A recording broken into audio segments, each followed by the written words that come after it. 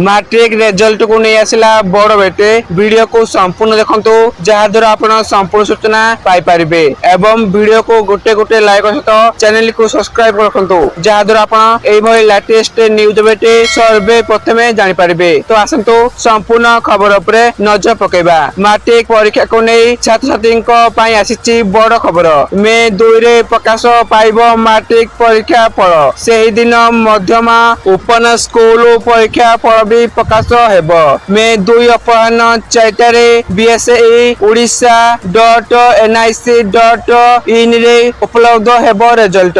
Press release जरिया रे गुरुवार यार सूचना दैछंती माध्यमिक शिक्षा परिषद बीएसई एवं रिजल्ट बाहरिबा परे संगे संगे मिलिबो सर्टिफिकेट।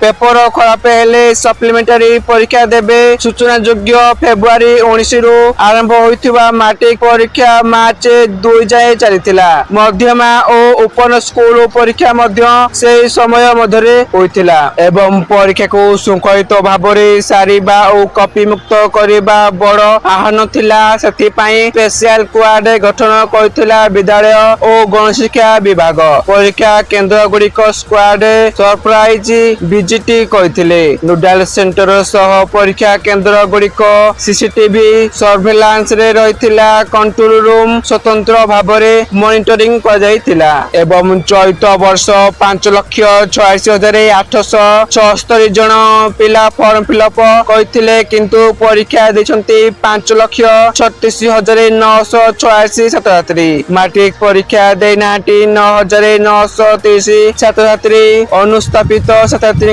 हार 1.81% रही। एने गृह रे तथ्य रखिथिले विद्यालय और गणशिक्षा मंत्री नित्यानंद गंड। तो सूचना आपण माने वीडियो को संपूर्ण थरू आपण मान को धन्यवाद।